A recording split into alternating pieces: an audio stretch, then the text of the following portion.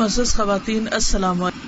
اور ہدایت کا نور دل میں اترتا نہیں جب تک کہ انسان محنت نہیں کرتا، کوشش نہیں کرتا، اپنے آپ کو اس راہ میں تھکاتا نہیں، اور خاص طور پر جو وہ سیکھتا ہے اس پر عمل نہیں کرتا. کیونکہ جب انسان کوئی بات جان لیتا ہے پھر اس پر عمل کی کوشش میں لگ جاتا ہے، اس کے لیے اپنے آپ کو مجبور کرتا ہے، اپنے نفس کو قائل کرتا ہے، اپنے دل کی مرضی کے خلاف بعض اوقات جا کر مشقت کرتا ہے، اپنی نیند کو قربان کرتا ہے، اپنے آرام کو قربان کرتا ہے، تو یہ نور دل کے اندر اترتا ہے. اور جب دل میں کوئی چیز اتر جاتی ہے تو پھر وہ عمل میں لازمی طور پر آ جاتی. کیا وجہ ہے کہ بعض اوقات لوگ قرآن مجید حفظ کر لیتے ہیں، پڑھ لیتے ہیں، پڑھا لیتے ہیں، لیکن ان کے اندر قرآن کی روشنی نظر نہیں آتی، ان کے اندر قرآن کی خوشبو نہیں ہوتی، ان کے اندر وہ حلاوت نہیں ہوتی، مٹھاس نہیں ہوتی، نہ ان کی گفتگو میں، نہ عمل میں، نہ کردار میں، نہ معاملات میں. اس کی وجہ کیا ہے؟ اس کی وجہ یہ ہے کہ علم تو آ جاتا ہے لیکن علم کا نور نہیں آتا، اور جب تک علم کا نور نہیں آتا مسئلہ حل نہیں ہوتا. اور علم کا نور تو محنت سے ہی آتا ہے، کوشش سے آتا ہے. اس لیے بہت ضروری ہے کہ ہم بچپن سے ہی، بچوں کی پیدائش سے پہلے ہی اور پھر پیدائش کے بعد ان کے لیے ایک ڈائریکشن متعین کریں، ان کے لیے ہم ایک پروگرام بنائیں کہ ہم کیا چاہتے ہیں کہ وہ کیا بنے. کیونکہ بچے بڑے ہو جاتے ہیں اور ہم اپنے پروگرام بدلتے رہتے ہیں. کبھی ہم ان کو ڈاکٹر بنانا چاہتے ہیں، کبھی ہم ان کو انجینئر بنانا چاہتے ہیں، کبھی ہم ان کو پروفیسر بنانا چاہتے ہیں، کبھی کوئی چیز اور کبھی کوئی. وہ کچھ بھی بنے، وہ کسان ہو، وہ مزدور ہو، وہ ڈاکٹر ہو، انجینئر ہو، وہ کچھ بھی ہو، لیکن چونکہ وہ اللہ کے بندے ہیں، اللہ کے مخلوق ہیں، اس لیے بہت ضروری ہے کہ وہ اللہ کے ساتھ مضبوط تعلق رکھتے ہیں، اللہ کی مرضی کے مطابق ہی زندگی بسر کرنے والے ہوں. وہ دنیاوی اعتبار سے کچھ بنے یا نہ بنے لیکن وہ اللہ کے بندے ضرور بنے، اللہ کے فرما بردار ضرور بنے، کیونکہ ان کی کامیابی کا انحصار اس میں ہے کہ وہ اللہ کے کتنے تابع دار ہیں، وہ اللہ تعالیٰ کو کتنا راضی کرنا چاہتے ہیں. کیونکہ جس بچے کے دل کے اندر، جس انسان کے دل کے اندر اللہ کی محبت آ گئی، اللہ کی اطاعت کا جذبہ آ گیا، اللہ کی فرما برداری کا شوق آ گیا، پھر مشکل نہیں کہ وہ شخص اس دنیا میں بھی دوسرے انسانوں کے لیے راحت کا سامان بنے. جب ہم کہتے ہیں کہ اللہ ہماری اولاد کو ہماری آنکھوں کی ٹھنڈک بنا، ہمیں ان سے خوشی نصیب کر، وہ ہمارے لیے نیک نامی کا سبب بنے، تو یہ اس صورت میں تو ممکن نہیں اگر وہ غلط کام کرے، اگر وہ چوری چکاری کے عادی ہو جائیں، اگر وہ حرام کاری کے عادی ہو جائیں، اگر وہ غلط رستوں پر نکل پڑیں، اللہ کی نافرمانی کے کام کریں، تو بھلا یہ کیسے ممکن ہے کہ وہ آپ کی آنکھوں کی ٹھنڈک بن جائے؟ وہ تو پھر ہمیشہ دل کی کڑن ہی بنیں گے. اس کی وجہ کیا ہے؟ اس کی وجہ یہ ہے کہ ہم اپنے بچوں کو اللہ تعالیٰ کی معرفت نہیں دیتے، اللہ تعالیٰ کا شعور نہیں دیتے، اللہ کی پہچان نہیں دیتے، اللہ کا فرما بردار نہیں بناتے.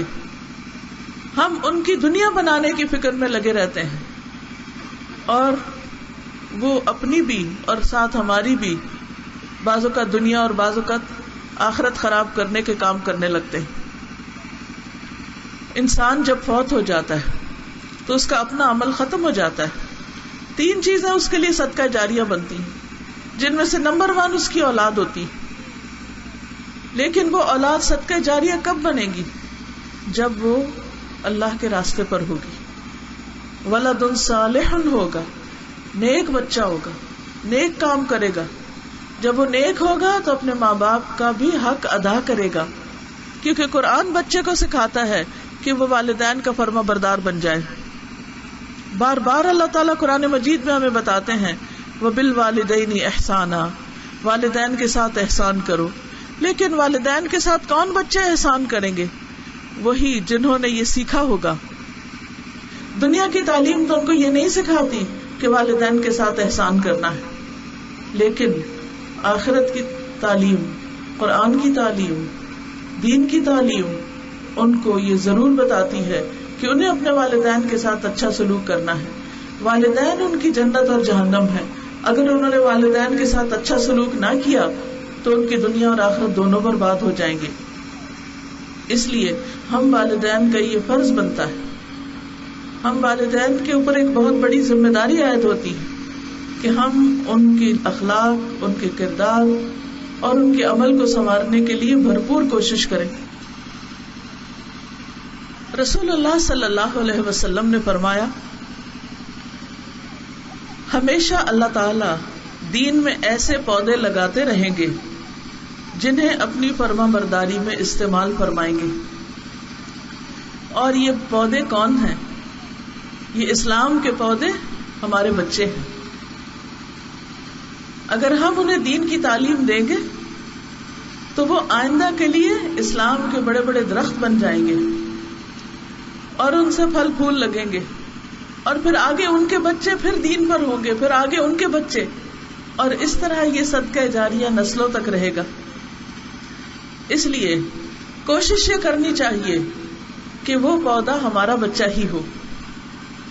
ہم مرنے سے پہلے وہ درخت لگا کے جائیں، اس کے لیے کوشش بھی کریں، دعائیں بھی کریں، اور ایسا طریقہ کار اختیار کریں کہ آپ کے یہ خواب اور تمنائیں پوری ہو سکیں. ابن مبارک رحمہ اللہ، ابن مبارک آپ کو معلوم ہوگا وہ امام ابو حنیفہ کے استاد ہیں.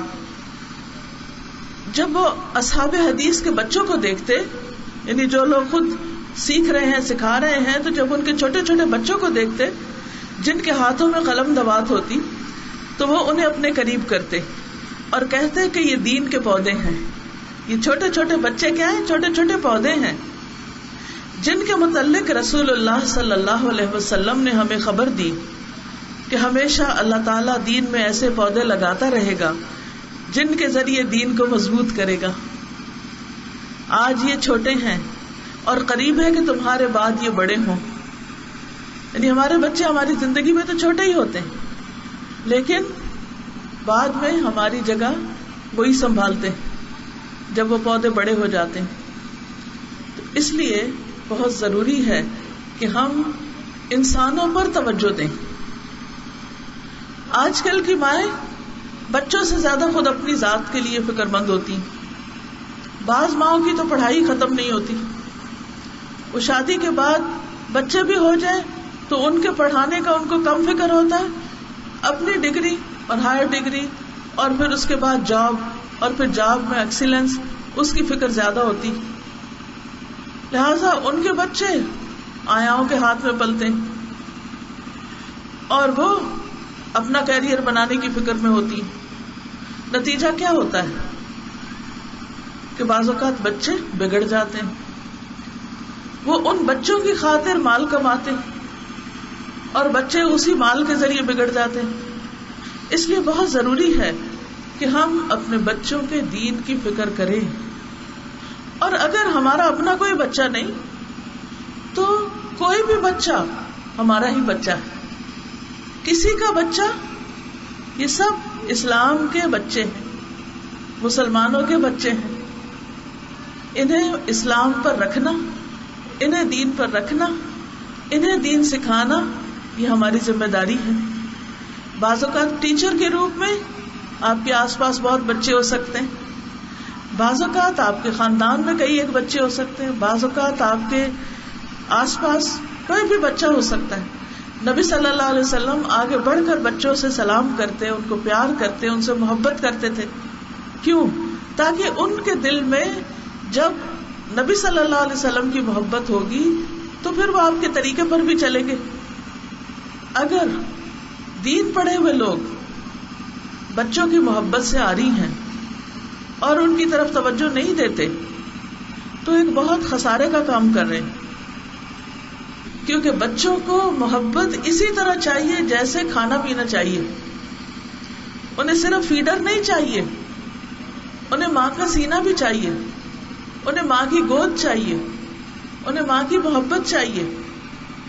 اسی طرح جب بچے بڑے ہو جائیں اور وہ اسکول جانے لگے یا تعلیم حاصل کرنے لگے تو اس وقت بھی ضروری ہے کہ وہ بچے اپنے استادوں اور اپنے بڑوں اور اپنے خاندان والوں کی شفقت سے محروم نہ رہیں. اور یہ اسی صورت میں ہو سکتا ہے کہ جب ہم ہر طرح کے بچوں کو، ہر کسی کے بچوں کو اہمیت دینے والے ہوں،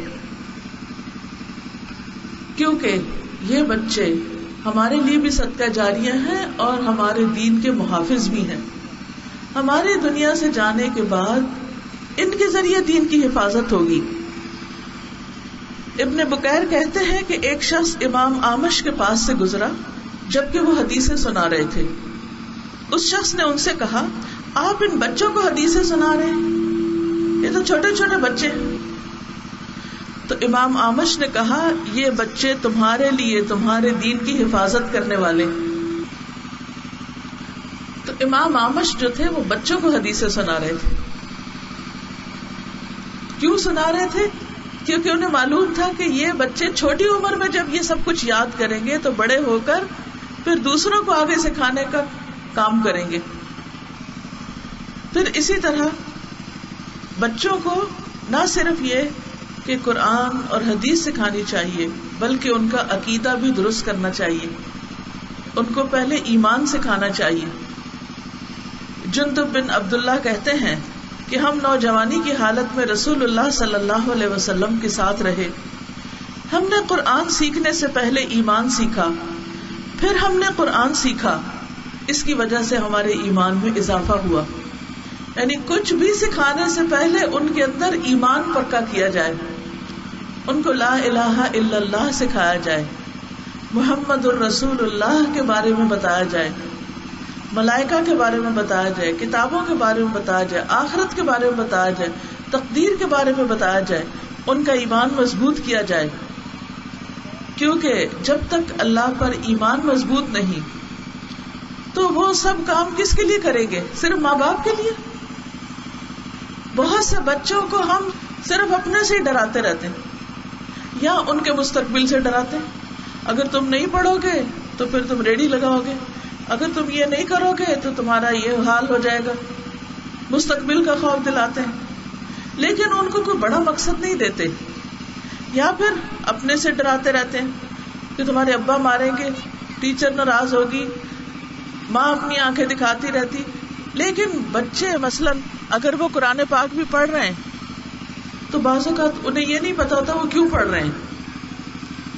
قاری صاحب آتے ہیں یا آپ مولوی صاحب کے پاس بھیجتے ہیں، آپ انہیں کہتے ہیں قرآن مجید پڑھو. ان کو سمجھ نہیں آتا کہ کیا پڑھ رہے ہیں. وہ پوچھتے کیوں پڑھیں، آپ کہتے بس پڑھو، ہم نے قرآن پڑھنا ہے. بعض بچوں کو تو یہ بھی نہیں پتا ہوتا کہ یہ کتاب یا جو پڑھ رہے ہیں وہ ہے کس کی، یہ کس نے بھیجا ہے، وہ کون ہے، اور ہم اس کو کیوں پڑھیں، اور اس کے پڑھنے کا کیا فائدہ ہوگا، اس سے ہمیں کیا ملے گا. ان کو یہ تو نظر آتا ہے کہ اگر ہم اسکول میں پڑھیں گے، ہم کالج میں پڑھیں گے، ہم یونیورسٹی جائیں گے تو ہمیں ڈگری ملے گی، ہمیں اچھی جاب ملے گی، ہمیں معاشرے میں عزت اور مقام ملے گا.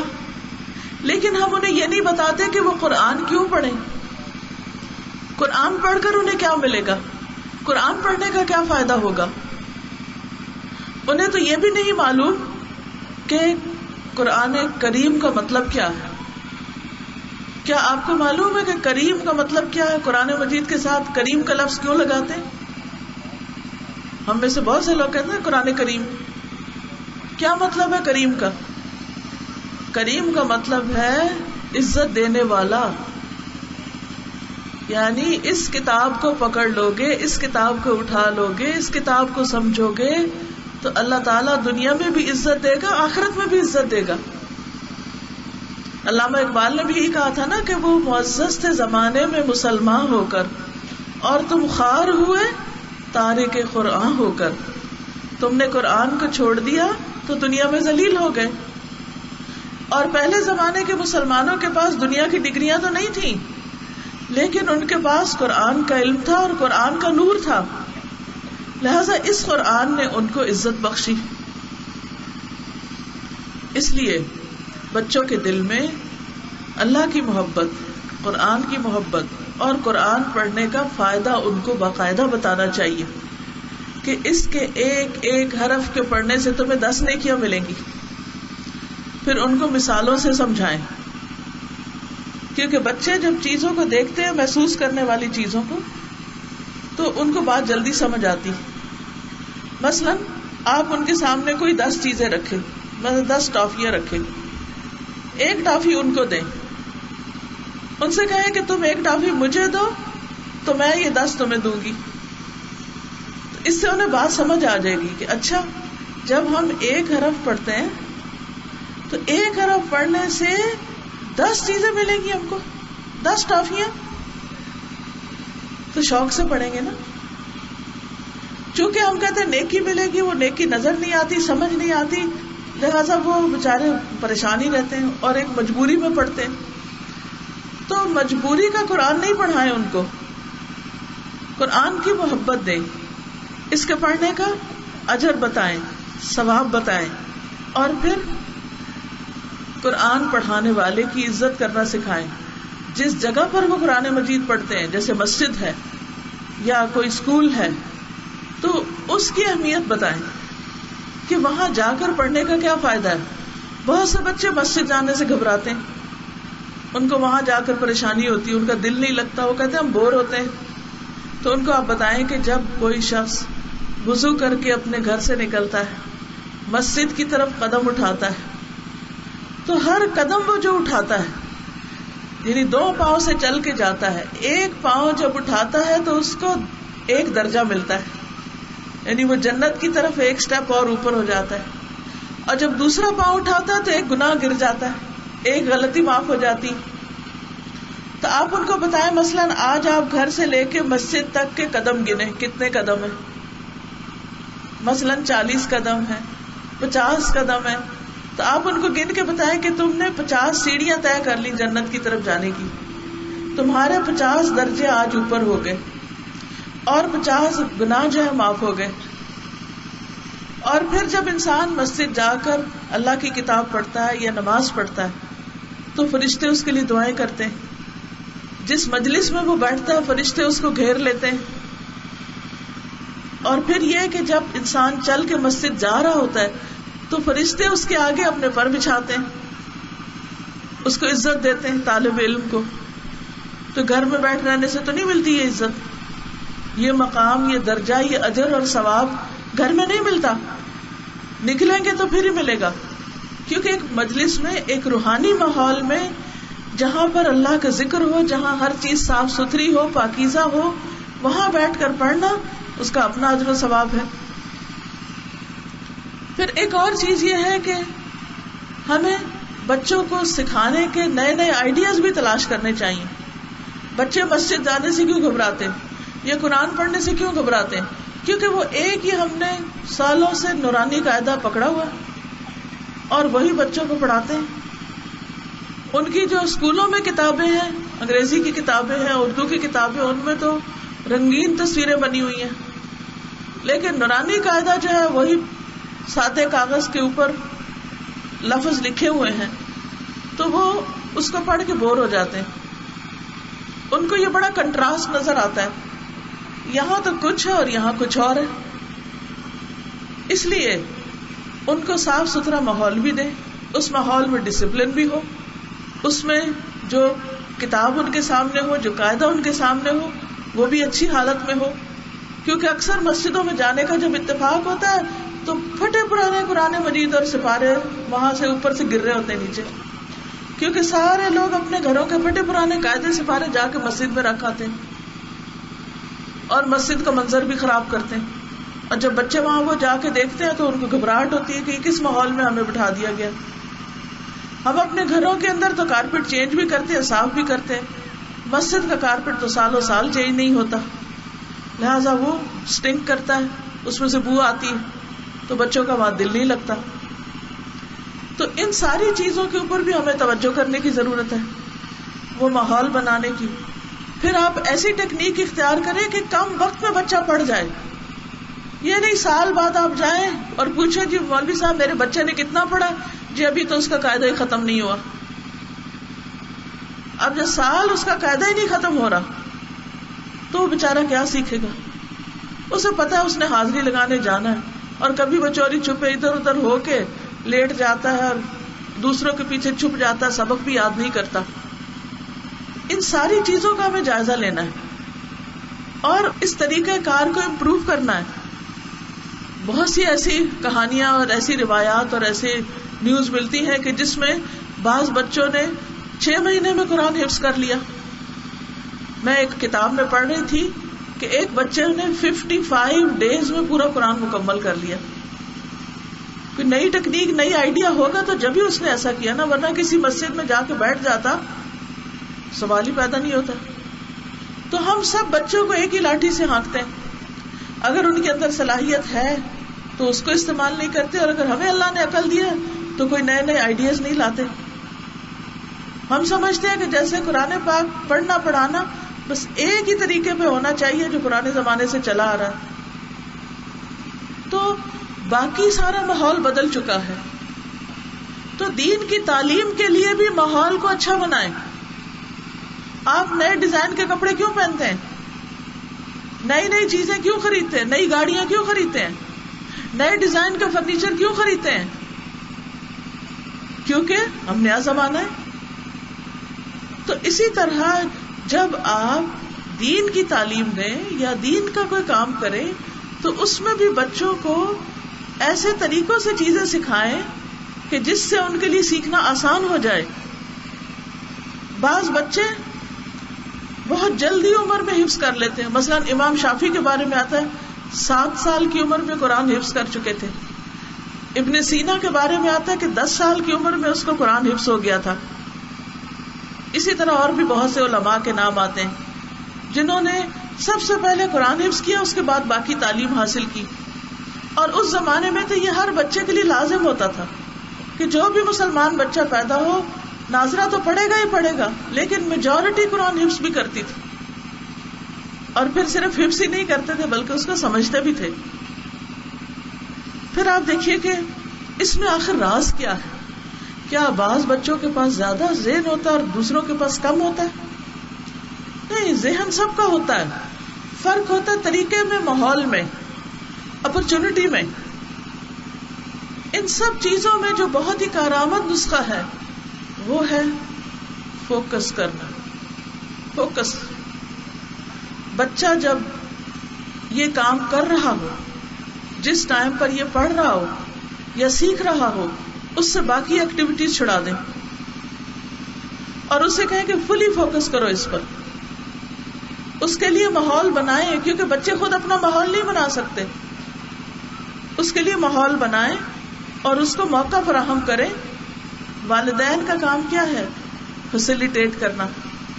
استادوں کا کام کیا ہے؟ فیسیلیٹیشن.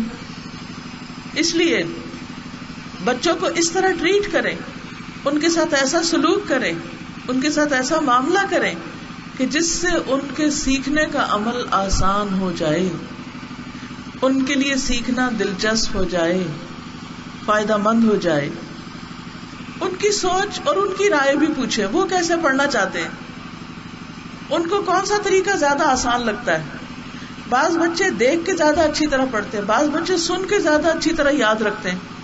اور اب تو بہت فیسلٹی ہو گئی ہے، آڈیو کیسٹس موجود ہیں، سی ڈیز موجود ہیں، تو بچوں کو کثرت سے قرآن مجید سنوائیں.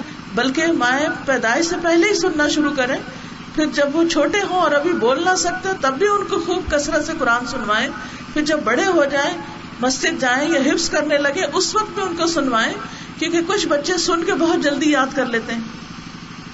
تو ان کو تھوڑی آزادی بھی دیں، ان کو چوائس بھی دیں، تھوڑا اختیار بھی دیں، اور پھر ان کی رائے کا احترام بھی کریں. انہیں ٹیسٹ کرنے دیں، اور اگر وہ غلطی پر بھی ہو تو تھوڑے سا، اگر اس غلطی میں بہت بڑا کوئی مسئلہ نہیں تو تھوڑی غلطی کرنے دیں تاکہ وہ اس سے خود سیکھیں. انسان کو کتابیں بھی سکھاتی ہیں، ماں باپ بھی سکھاتے ہیں، لیکن غلطیاں بھی بہت کچھ سکھاتی. اور جب انسان کو ٹھوکر لگتی ہے تو پھر اس کو پتا چلتا ہے کہ میں نے ٹھیک نہیں کیا تھا، یہ راستہ نہیں تھا میرا، مجھے اس میں نہیں چلنا تھا. لیکن وہ ذرا دیر ہو جاتی ہے پھر سمجھنے میں، لیکن کچھ بچے اس کے سوا سمجھتے بھی نہیں ہیں. پھر ایک اور بات یہ کہ بچے کے اوپر ٹرسٹ کریں، اعتماد کریں، اس کو ذمہ داری دیں. گھر کے اندر کبھی ایک بچے کو ایک کام کی ذمہ داری دے دیں، دوسرے کو. مجھے اچھی طرح یاد ہے جب ہم چھوٹے چھوٹے تھے تو ہم بہنوں میں سے کسی بہن کی صفائی کی ذمہ داری ہوتی تھی، کسی کی کچن میں ذمہ داری ہوتی تھی، کسی کی کپڑوں کے اوپر ذمہ داری ہوتی کہ ان کو طے کرنا. یعنی جیسی جیسی عمر ویسی ویسی ذمہ داری کہ جو کام بچہ آسانی سے کر لے. تو مجھے یاد ہے کہ جب ہم کلاس 7 میں تھے، وہ مجھے کبھی بھی نہیں بھولتا کہ ہمیں اسکول جانے سے پہلے اپنا پورا کمرہ، اس کا جھاڑو، اس کے جو فلور کی کلیننگ، اس کے ڈسٹنگ، ہر چیز کر کے جانا ہے. یہ صبح کرنا ہے، اس کے بعد نہانا دھونا، تیار ہونا، پھر اسکول جانا ہے. اس کے بغیر نہیں جانا. اس سے فائدہ کیا ہوتا ہے کہ بچے کو ساتھ ساتھ کام کی عادت پڑ جاتی، اور یہ عادتیں پھر ساری زندگی رہتی. اسی لیے آپ نے دیکھا ہوگا کچھ لوگ ایسے ہوتے ہیں، صبح اٹھتے ہیں سب سے پہلے اپنا بستر طے کرتے ہیں، چادر ٹھیک کریں گے، چیزیں ٹھکانے کریں گے. اور کچھ لوگ سارا دن ان کی چیزیں بکھری پڑی رہتی ہیں، ان کو احساس بھی نہیں ہوتا. وہ تولیہ اٹھائیں گے تو گول کر کے پھینک دیں گے، وہ کپڑے اتاریں گے تو پھینک دیں گے، وہ جوتے اتاریں گے تو پھینک دیں گے. ایک جوتا کہیں پڑا ہوگا، ایک کہیں پڑا ہوگا. ان کی کوئی چیز ٹھکانے نہیں ہوگی. کیوں؟ اس لیے کہ بچپن سے عادت ہی نہیں پڑی. تو اسی طرح ان کو ایک دوسرے بہن بھائی کی مدد کرنے کی ذمہ داری بھی دیں. بڑے بچے چھوٹے بہن بھائیوں کا سبق سنیں. لڑائی شڑائی بھی ہوگی، بات بھی نہیں مانیں گے، لیکن آپ نے ان سے یہ کروانا ہے کام.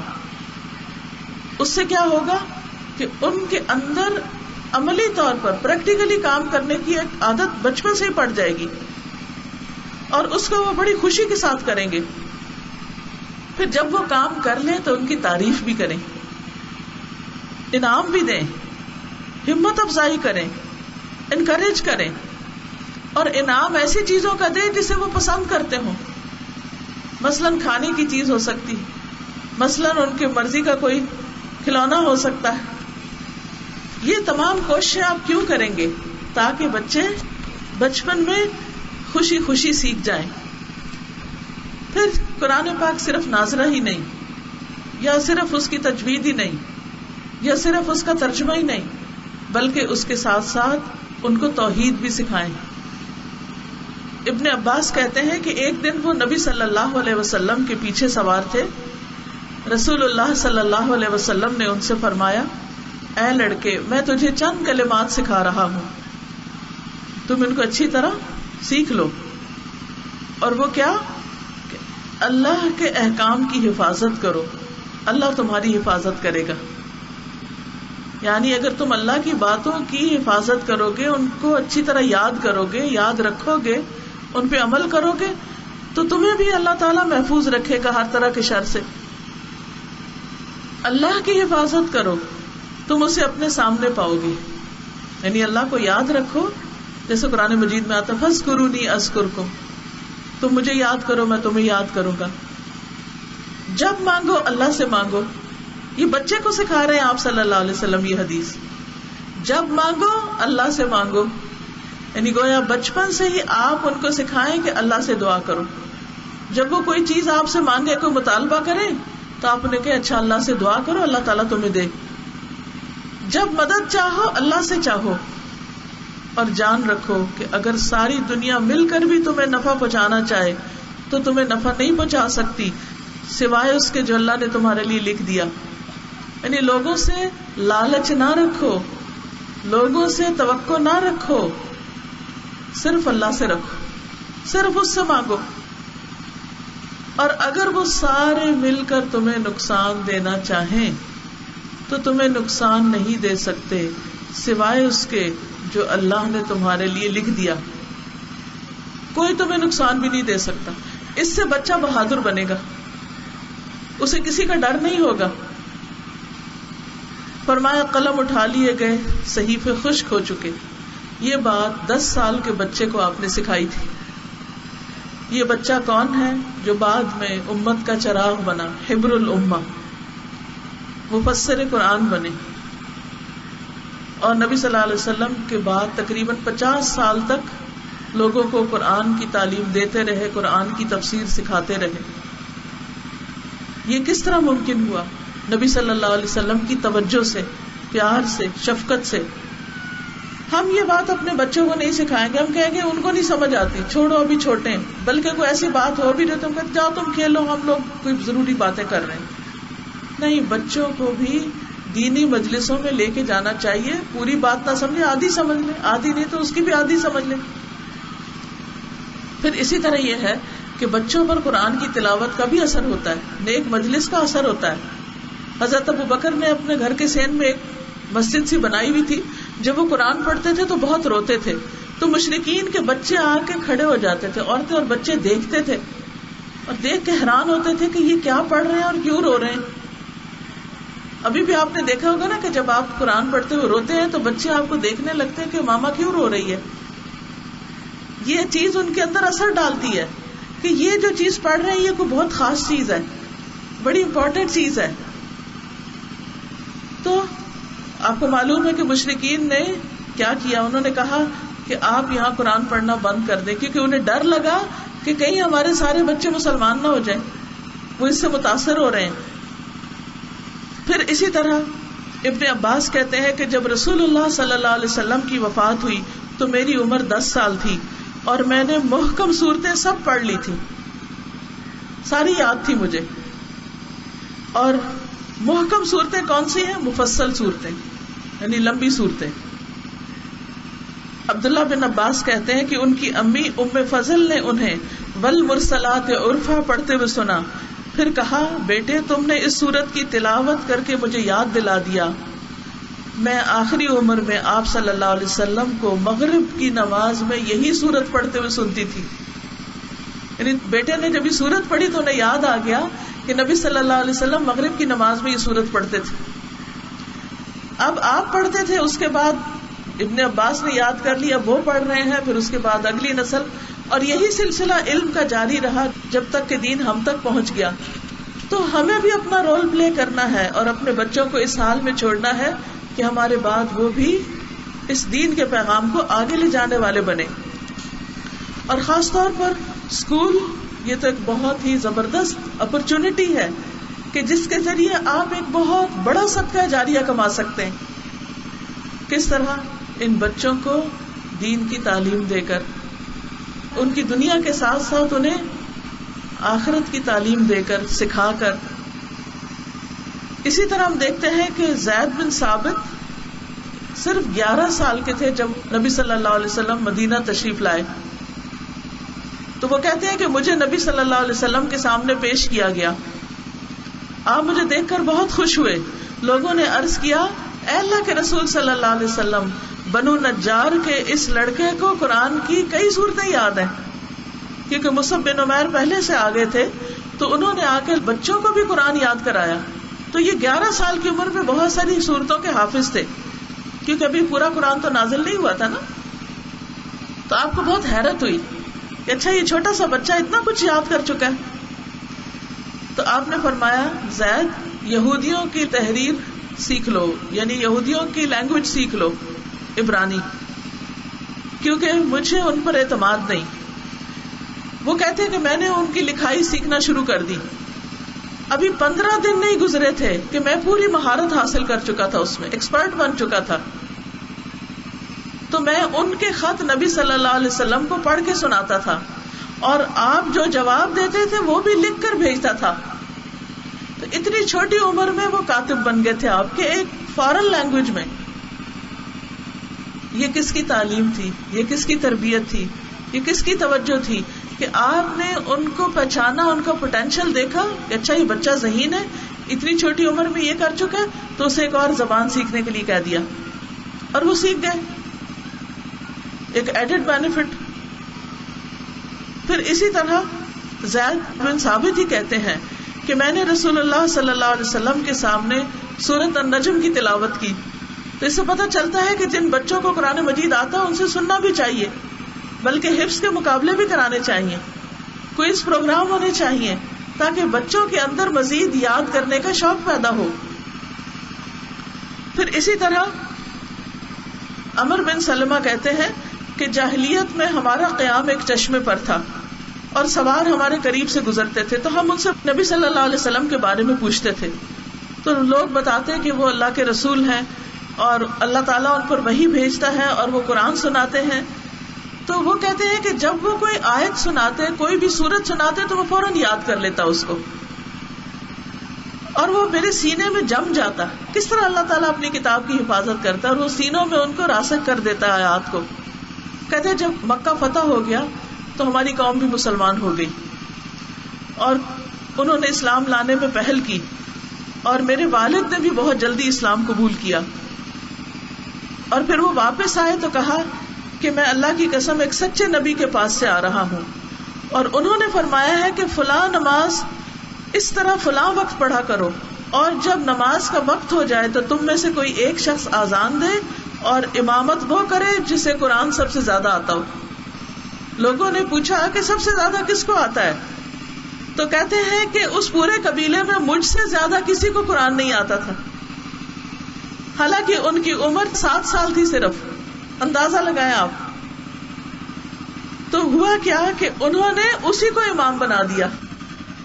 اور پھر وہ کہتے ہیں کہ میرے پاس ایک ہی چادر تھی, جب میں اسے لپیٹتا تھا اور میں نیچے رکوع میں جاتا یا سجدے میں جاتا تو پیچھے سے میری ٹانگیں کھل جاتی تھی.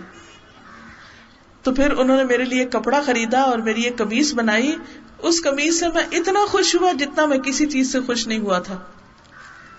تو اس سے کیا پتا چلتا ہے کہ قرآن یاد کرنے والا خواہ چھوٹا ہی کیوں نہ ہو, اس کی بڑے بڑوں پر فضیلت ہے.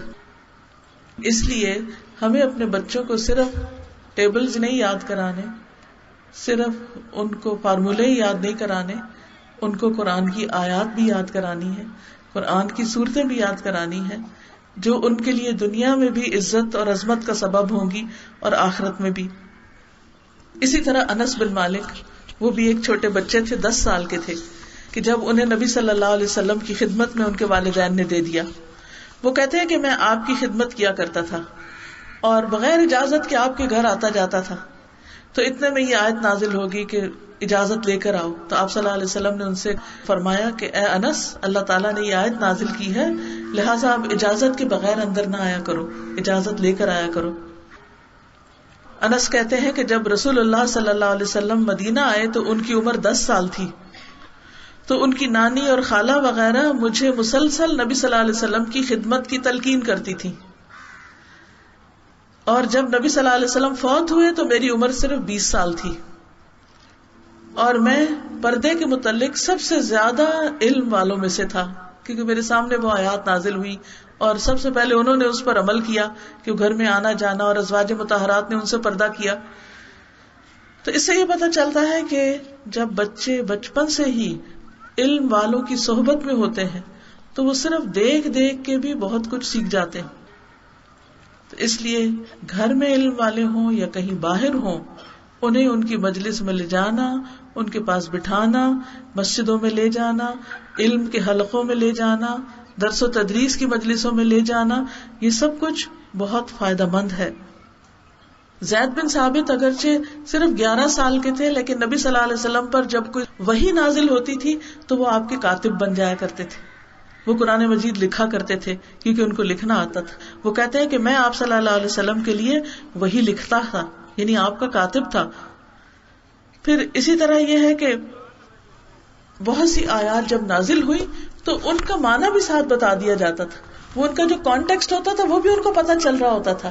یعنی اس لکھنے کا فائدہ صرف یہ نہیں تھا کہ وہ صرف ایک زبانی کسی منشی کی طرح بیٹھ کے جو بولا جائے کوئی لکھ دے, بلکہ وہ یہ بھی سمجھ رہے ہوتے تھے کہ یہ آیت کس طرح نازل ہوئی, کس وقت میں نازل ہوئی, کس کانٹیکسٹ میں نازل ہوئی, اور اس کا مطلب کیا ہے. اس طریقے سے انہوں نے چھوٹی عمر میں ہی نہ صرف یہ کہ قرآن لکھا بلکہ اس کو سمجھا بھی. پھر اسی طرح احادیث بھی لکھا کرتے تھے. عبداللہ بن عمرو بن العاص جو ہیں, انہوں نے پورا ایک صحیفہ تیار کر لیا تھا احادیث لکھ لکھ کر.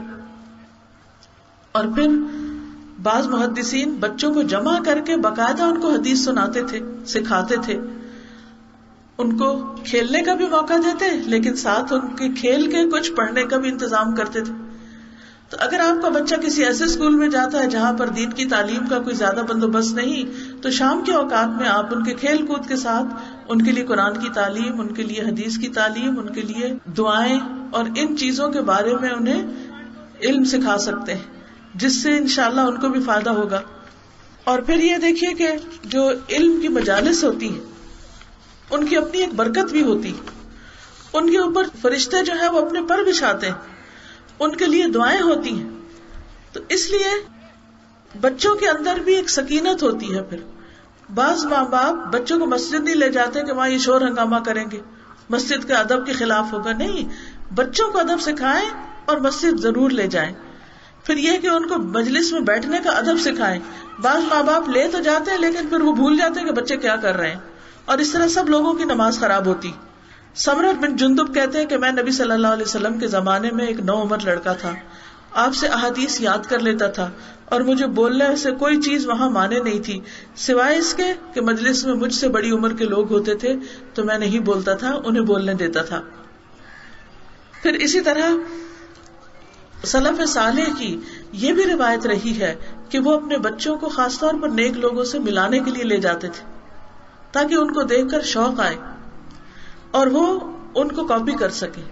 آج کل آپ دیکھیں کہ ہمارے بچوں کو جو پلیئرز ہوتے ہیں یا کرکٹرز ہیں یا اور اسی طرح کے جو سیلیبریٹیز ہیں، ان کی تصویریں بھی ان کے کمروں میں لگی ہوں گی، ان سے ملنے کا بھی شوق ہوگا، ان کی تصویروں کے بیج بھی انہوں نے لگائے ہوں گے، اسٹیکر بنے ہوئے ہوں گے.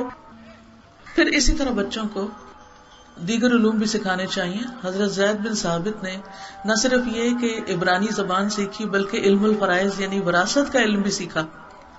نبی صلی اللہ علیہ وسلم نے ان کے بارے میں فرمایا ہے کہ اعلمها بالفرائض زید بن ثابت، کہ علم وراثت کے سب سے بڑے عالم زید بن ثابت ہیں. اب آپ دیکھیں کہ ویرائٹی آف سبجیکٹس، قرآن بھی حفظ ہے، علم وراثت یعنی میتھمیٹکس بھی آتا ہے اور اس کے ساتھ ساتھ عبرانی لینگویج بھی آتی. ہم سمجھتے ہیں کہ صحابہ کرام نے صرف ایک ہی چیز سیکھی، صرف چند حدیثیں شاید یاد کر لی ہوں یا چند آیتیں یاد کر لی ہوں، وہ تو کرتے ہی تھے، اس کے علاوہ بھی جو ضروری علوم تھے وہ بھی ساتھ ساتھ سیکھ رہے تھے. پھر اسی طرح آپ صلی اللہ علیہ وسلم ان کو دعائیں سکھاتے. آپ استخارے کی تعلیم اسی طرح دیتے جیسے کوئی سورت سکھاتے. رات کو سونے کی دعا اسی طرح سکھائی اور اس میں الفاظ کی تبدیلی کی اجازت نہیں دی. پھر ان کو دم کرنے کے ساتھ ساتھ انہیں تعوذات سکھاتے. حضرت حسن بن علی کہتے ہیں کہ رسول اللہ صلی اللہ علیہ وسلم نے مجھے کچھ کلمات سکھائے جنہیں میں وتر میں کہا کروں. حضرت حسن جو تھے وہ رمضان 3 ہجری کو پیدا ہوئے، تو آپ سوچئے کہ آپ کی زندگی میں وہ زیادہ سے زیادہ کتنے سال کے ہوں گے؟ 7 ساڑھے 7 سال کے. اور اس وقت وتر کی نماز کے لیے انہیں دعا سکھائی آپ نے، اللہم اہدنی فی من ہدیت وعافنی فی من عافیت. پھر اسی طرح یہ ہے کہ آپ صلی اللہ علیہ وسلم بچوں کے ساتھ بہت شفقت کرتے تھے. بچے غلطیاں کرتے ہیں، شرارتیں کرتے ہیں، بات نہیں مانتے، تنگ بھی کرتے ہیں، لیکن ہمیں تنگ نہیں ہونا، صبر سے کام لینا ہے، چھوڑ نہیں دینا، ان کی اصلاح اور ان کی تربیت کرتے رہنا ہے، شفقت کے ساتھ، محبت کے ساتھ. حضرت عائشہ کہتی ہیں کہ نبی صلی اللہ علیہ وسلم نے اسامہ کی ناک پوچھنے کا ارادہ کیا، فرمایا عائشہ اس سے محبت کرو کیونکہ میں اس سے محبت کرتا ہوں. حالانکہ وہ حضرت ام ایمن کے بیٹے تھے جو آپ کی یعنی کہ وہ غلام تھی ایک طرح سے. تو کس طرح آپ نے بچوں کو محبت دی؟ کیا ہم اپنے سرونٹس کے بچوں کا ناک صاف کر سکتے ہیں؟ کیا ہم ان کو محبت دے سکتے ہیں؟ ان کے ساتھ اچھی طرح بات کر سکتے ہیں؟ یہ اسی وقت ہوگا جب ہم سب بچوں کو اپنا بچہ سمجھیں گے اور یہ سوچیں گے کہ یہ ہمارے دین کے محافظ ہیں، یہ آئندہ کی نسلیں ہیں اور ہمارے بعد انہوں نے دنیا میں اس دین کا نام روشن کرنا ہے. پھر ہر بچہ آپ کے نزدیک بہت قابل قدر ہو جائے گا اور آپ کی توجہ کا مستحق ہو جائے گا. محمود بن ربی کہتے ہیں مجھے یاد ہے ایک مرتبہ نبی صلی اللہ علیہ وسلم نے ایک ڈول سے منہ میں پانی لے کر میرے چہرے پہ کلی فرمائی. میں اس وقت 5 سال کا تھا، یعنی اس کو خوش کیا، ایک طرح سے اس کے ایک ساتھ ایک کھیل کیا. پھر بچوں کو اپنے سے مانوس کرتے تھے آپ. صاحب بن یزید کہتے ہیں کہ جب رسول اللہ صلی اللہ علیہ وسلم غزوہ تبوک سے واپس تشریف لا رہے تھے تو ہم سب بچے سنیت الوداع تک آپ کا استقبال کرنے گئے تھے، یعنی شہر سے باہر نکل کر آپ کو ویلکم کرنے گئے. ابن عباس کہتے ہیں کہ ایک مرتبہ میں بچوں کے ساتھ کھیل رہا تھا کہ رسول اللہ صلی اللہ علیہ وسلم تشریف لائے. میں ایک دروازے کے پیچھے جا کے چھپ گیا. بچوں کو چھپن چھپائی کے کھیل بہت پسند ہوتا ہے. آپ آئے اور پیار سے زمین پر بچھاڑ دیا اور فرمایا جاؤ معاویہ کو بلا کر لاؤ، یعنی کام بھیج دیا. پھر اسی طرح یہ ہے، مسور کہتے ہیں کہ ان کے والد مخرمہ نے کہا، بیٹے مجھے معلوم ہوا ہے کہ نبی صلی اللہ علیہ وسلم کے پاس کچھ قبائیں آئی ہیں، یعنی کچھ کپڑا آیا ہے اور آپ انہیں تقسیم کر رہے ہیں، تو ہمیں بھی آپ کے پاس لے چلو. کہتے ہیں کہ پھر ہم گئے اور نبی صلی اللہ علیہ وسلم کو ہم نے ان کے گھر میں ہی پایا. میرے والد نے مجھے کہا کہ بیٹے میرا نام لے کر نبی صلی اللہ علیہ وسلم کو باہر بلاؤ، کیونکہ گھر میں تھے. تو میں نے اسے بہت توہین والی بات سمجھی کہ میں اپنے والد کے لیے نبی صلی اللہ علیہ وسلم کو تکلیف دوں اور ان کو ان کے گھر سے باہر بلاؤں. انہوں نے کہا کہ کیا میں آپ کے لیے نبی صلی اللہ علیہ وسلم کو بلاؤں؟ انہوں نے کہا ہاں بیٹے تم جاؤ نبی صلی اللہ علیہ وسلم کو بلاؤ، کیونکہ وہ جابر صفت انسان نہیں ہے. آپ باہر تشریف لائے، آپ کے اوپر دیبا کی ایک قبا تھی جس میں سونے کے بٹن لگے ہوئے تھے. آپ نے فرمایا مخرمہ میں نے اسے تمہارے لیے چھپا کر رکھا ہوا تھا. چنانچہ آپ نے وہ قبا انہیں دے دی. لیکن آپ کو یہ یاد ہے کہ سونا مردوں کے لیے حرام ہے، یعنی وہ